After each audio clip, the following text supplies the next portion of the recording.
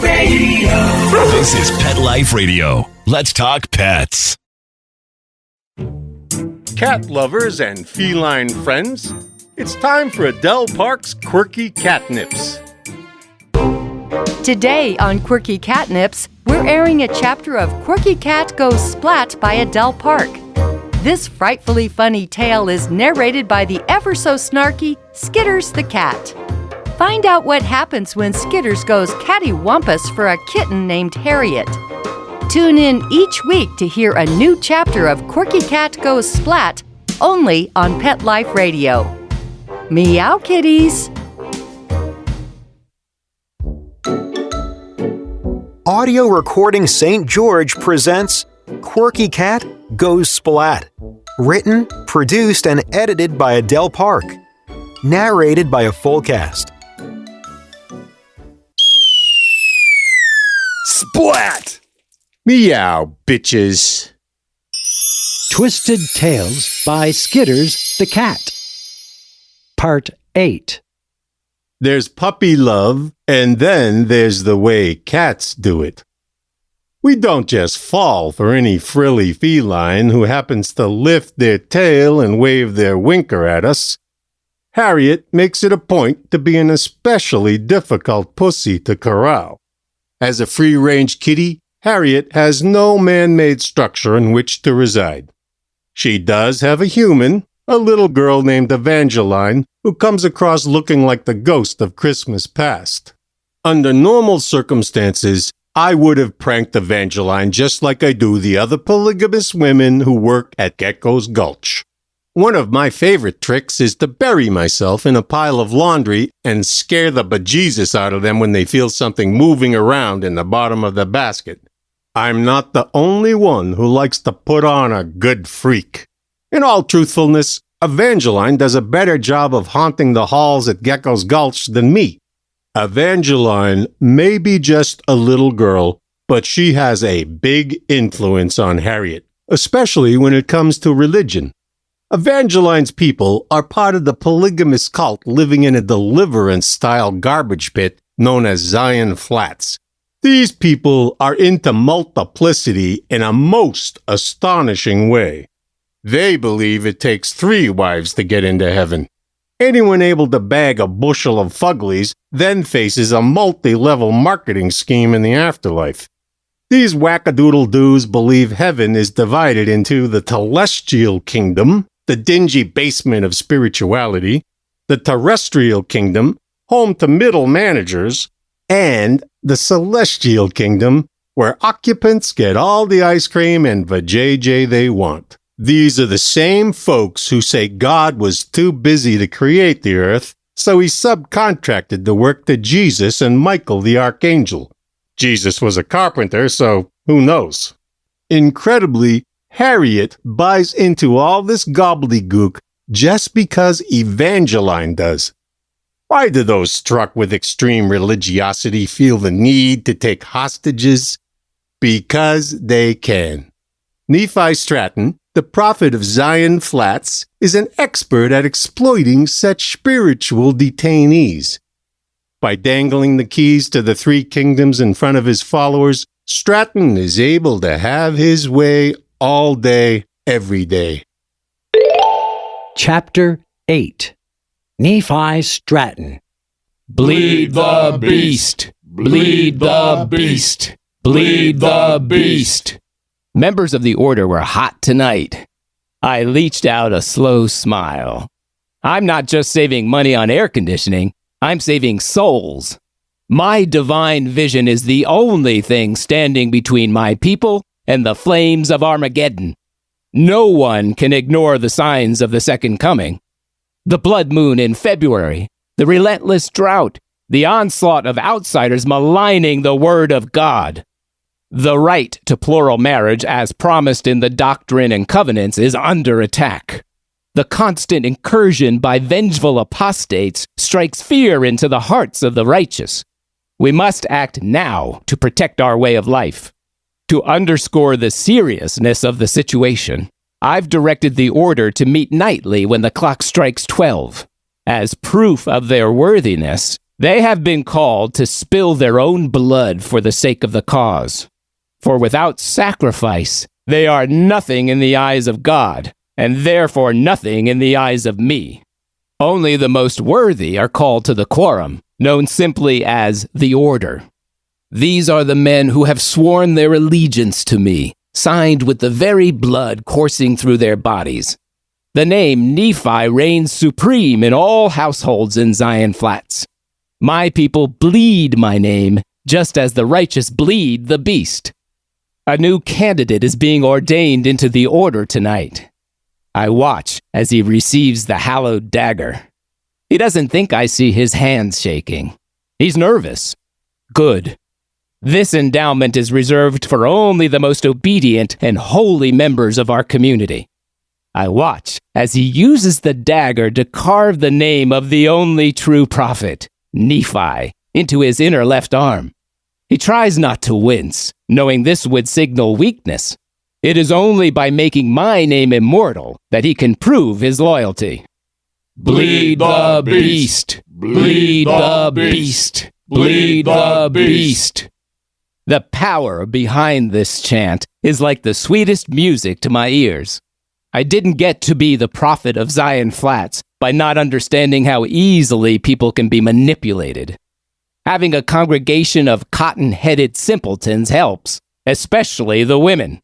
They're so eager to get to the celestial kingdom, they'll do anything I say. When it comes to ripping off the government, it's become a sacred duty. Nothing is quite so satisfying as getting back at the infidels who don't respect our way of life. The order may as well have been chanting, "More babies, more checks." Our women are sealed to their husbands in spiritual marriages. Not that it means anything to the heretics who run the government. As righteous retribution, by not recognizing the sanctity of these unions, our sister wives are considered single mothers, ones eligible for a sideboard of welfare benefits. The only problem now is genetics. I've read enough about familial interbreeding to make the whites drain out of my eyes. To protect my underlings, I don't allow them access to the internet. They aren't enlightened enough to handle such knowledge. This is for members of the order who know how to use the information to best serve Heavenly Father and our divine destination. Most of it is filth anyway. However, there is no denying the effects of a small gene pool. The women in our community have been cranking out biological rejects at an alarming rate. I needed fresh stock for the purpose of promulgating the species. Looking to outsiders proved to be a fatal mistake. Nicholas DeLuca, the pagan from Sin City, swooped in and duped everyone, even me. At first, I was all ears when DeLuca spun his web of deceit about how to grow our population and thus increase the amount of money we can bilk out of our amoral government. DeLuca's idea was to bring in brides from outside the area. His suggestion was tempting. The gene pool in Zion Flats has grown so small, I can't keep up with all the dull-eyed window lickers the women in my community give birth to. I'm married to a bunch of them, which means they can't all be morally corrupt. Nonetheless, I'm a busy man and don't have all day to get rid of these lumpy half-wits. After DeLuca wormed his way in, he went to work decimating the very people who were helping him hide from the law. I still haven't recovered all the money he skimmed from our church welfare program. As the prophet of Zion Flats, it is my duty to distribute resources. In addition to regular tithing, the sale of food stamps is a necessary tool in keeping the coffers full in Zion Flats. The members who are most reverent are rewarded with more food from the community pantry. The rest have to repent until they can work their way into my good graces. Nicholas DeLuca was associated with some very unsavory women from Las Vegas, who he claimed could be easily recruited. Like all the other lies he told, DeLuca never followed through. What he did do was defile Rebecca Simmons, a wickedly beautiful woman with a wretched heart. I'm a good 30 years older than Rebecca, but if she had married me instead of Nicholas DeLuca, she'd still be alive today. Maybe. Rebecca's kin have never been up to any good. They came to us on the run from those seeking to end the righteous lifestyle of polygamy in Canada. Several of the men had been rounded up and thrown into Canadian jails. The ones who got away gathered up all the women and children and fled to Zion Flats. From the get-go, the Simmons were nothing but trouble. I wish to God now that they had stayed in Canada. Even as a child, Rebecca was a striking young thing, tempting men in a way that God finds abominable. She was mean about it, too, taunting and teasing. Rebecca needed to learn her place. I always knew Nicholas DeLuca was corrupt. Presenting him with Rebecca's hand in marriage was a strategic move on my part. Of course, DeLuca had to marry my sister, Orinda, first. She's uglier than a lard bucket full of month-old grease, but Orinda is a soldier for the cause. I doubt DeLuca had her on his sleeping schedule. Orinda is barren, and therefore not worth the moxie it would take for marital relations. Rebecca turned out to be almost as fruitless. I lost track of all the babies she miscarried. The one that survived is about as useless as a one-legged cat trying to bury a turd on a frozen lake. The only reason Rebecca's opaque-colored daughter, Evangeline, is still wandering around is because social services got involved. When Boyd Fletcher, the meddlesome moron of Granite Ridge, found Evangeline staggering around in the middle of the night, he called the cops. The next thing you know, a fleet of cherry tops are churning up the dust all the way from Naval. The first thing these donut munchers found was Rebecca's body crumpled up like a bloody paper sack. Rebecca had jumped to her death after hearing her con artist of a husband was permanently out of the picture. Orinda had moved Rebecca's body, which got the fuzz all up in a tizzy. Why hadn't she called? Well, for one thing, officer, Orinda doesn't have a phone. The busybodies in the suits headed out here next and started asking about things they have no right to know. How is Evangeline doing? Is Evangeline getting enough to eat? Evangeline's nose is running. Why don't you do something about it? What do you want me to do? Sponge her nose off with my shirt tail? Evangeline is one of the most dispensable zeros I've got loitering around Zion Flats. Her kind usually doesn't last long in these parts. As head of my church, it's my moral responsibility to trim the dead wood. Right now, Evangeline's only redeeming quality is the welfare check she brings in each month. It's hardly worth all the hassle of dealing with this dolt. Evangeline has a habit of leaving Zion Flats when no one is looking. I've caught her slinking around Juniper Hollow more than once. No amount of corporal punishment can stop her. She goes there to pet a scrawny orange cat. Evangeline's mother kept cats. Witches always do. I hope Evangeline's despicable creature contracts rabies. Then we could get rid of Evangeline, but still get her check. Hang tight, kitties. We'll be back in a scratch. Pack your bags, kitties. It's time to take a trip to Quirky Cannabis Country. Find out what happens when a writer turns to reality TV as a way to cure an apocalyptic case of writer's block. Reefer madness ensues in Quirky Cannabis Country by Adele Park. Get Quirky Cannabis Country today on Audible.com, Overdrive, and BookBeat. You know the expression, cats have 9 lives. Well, what if you can give them one more? The Give Them 10 movement is on a mission to help give cats an extra life. How? With spay and neuter. Spaying or neutering your cat helps them live a longer, healthier life. And it helps control free-roaming cat populations too. Learn more about the benefits of spay and neuter and meet Scooter, the neutered cat, at GiveThem10.org. That's GiveThem10.org. Let's talk pets. Let's talk pets On Pet Life Radio. Pet Life Radio. PetLifeRadio.com. We now return to more of Quirky Cat Goes Splat by Adele Park on Pet Life Radio.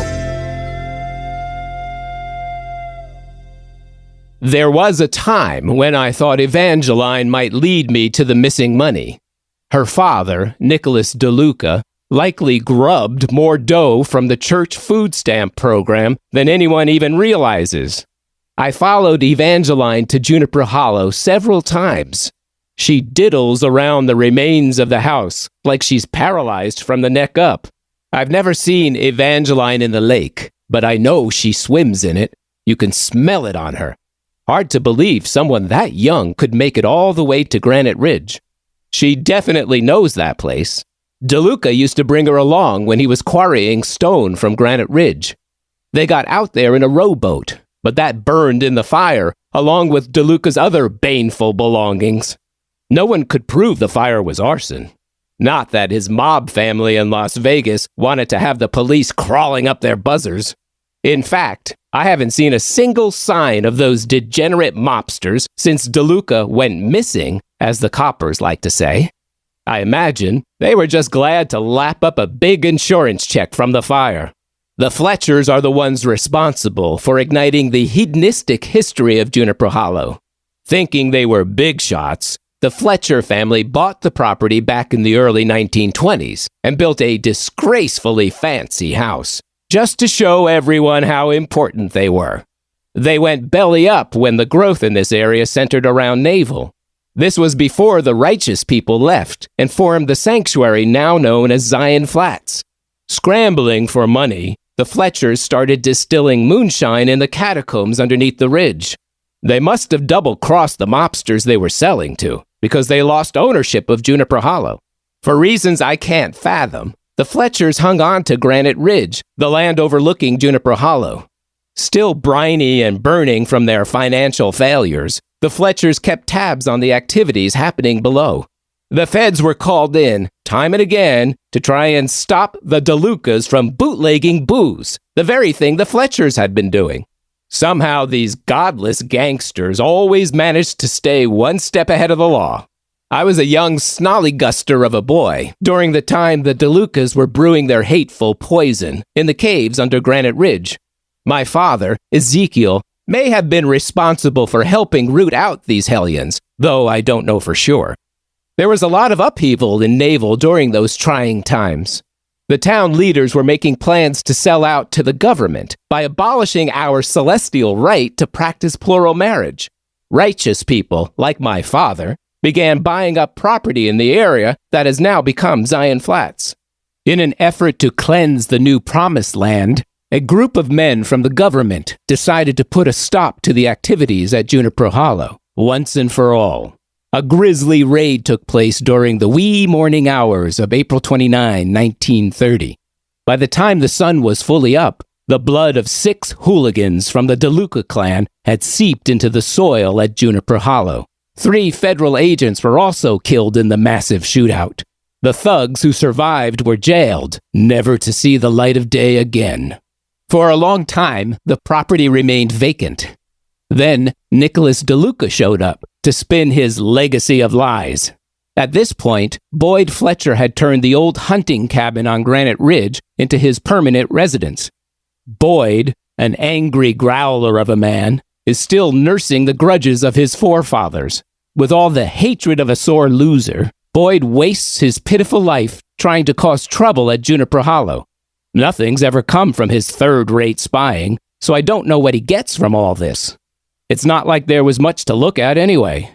Boyd had a clear view of the house when it was still standing, but it's impossible to see anything between the gazebo DeLuca built in the middle of the lake and the caves underneath Granite Ridge, which was where all the action was. Back in the days when I thought DeLuca was on our side, he built the pavilion we used for our consecrated wedding ceremonies. There's a natural island in the center of the lake, covered in cheatgrass, that somehow stays green all year long, even when there hasn't been a drop of rain. The pavilion was constructed so well it could survive the apocalypse.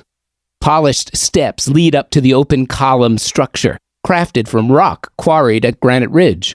DeLuca was able to con some goobers in St. George out of the green metal used for the dome on top.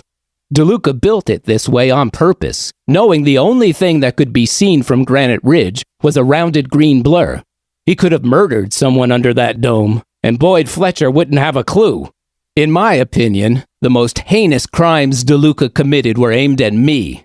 During DeLuca's time at Juniper Hollow, he quietly placed into question my authority as prophet of Zion Flats. As a result, an insurgency led by Rebecca Simmons' brother, Willard, boiled up to the surface. I was eventually able to kick this ungrateful rabble-rouser out, but not the rest of the Simmons. They're all tied in with our church welfare redistribution efforts. I can't afford to lose the hefty amount of government checks the women in the Simmons family add to our coffers. The Simmons men have been put on notice. Comply or else. If any one of them steps out of line, they're escorted away from Zion Flats in record time. I make sure their wives are reassigned to other men before they've crossed the county line. This is what happens when we purge someone. They go, and their wives stay. Just about everybody in Zion Flats was glad to see Willard get his walking papers. He had been a throbbing splinter in the side of the community from the beginning. Even as a young cuss, Willard was always getting in fights, usually with boys a lot bigger than him. Some said Willard liked to torture animals for fun. Girls didn't like him much either. Initially, I tried to set Willard on the path to righteousness by assigning wives who knew how to humble him. The first wife made my sister, Orinda, look like a blue ribbon beauty. I don't know how he did it, but Willard had her in a family way most of the time. He eventually got a couple of other wives, but one of them is hissing mean, and the other is a doddering dunce who can't tie her own shoes. I waited until the mess with DeLuca was over before ousting Willard. He didn't go easily. Reassigning his wives was no pleasure cruise either. I married one of them myself, thinking I should lead by example. I regret that decision to this day, even though I don't have her on my sleeping schedule and rarely ever darken her door for a visit. If Willard has plans to retaliate, he's taking his sweet time doing it. I've heard he's got a construction crew in St. George. There's a lot of discarded trash from Zion Flats living there. It is my solemn duty as prophet to eliminate any male who isn't a good candidate for the priesthood. It's a math problem, really. We get equal amounts of boys and girls being born here. To ensure all is going according to God's celestial plan, I must remove any young buck who doesn't demonstrate promise as a righteous follower. The heretics refer to them as the lost boys. The reality is, a lot of these so-called lost boys aren't really lost at all. They're shacking up in St. George, pounding nails for the apostates.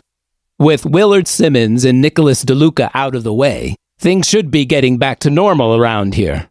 None of DeLuca's people ever visit Juniper Hollow because it's on the federal government's radar. DeLuca's brat, Evangeline, doesn't realize it isn't in her best interest to keep haunting Juniper Hollow. If she keeps it up, Evangeline really will be a ghost. What bothers me is that Evangeline isn't the only one lurking around. I could tell whoever it is, there's nothing left to see. The house is gone and all the people in it. Pretty soon, Evangeline will probably be gone too. Don't be a jerk. Listen to the quirk. Quirky Cat Gets Ghosted, that is. This zany audiobook by Adele Park is The Cat's Meow. Find out what happens when a ghost gets trapped at the DMV and requires the assistance of a snarky cat named Skitters to help her cross over. I'm so happy I could heave hairballs. Quirky Cat Gets Ghosted. Get ghosted today on audible.com. Let's Talk Pets, every week on demand, only on PetLifeRadio.com.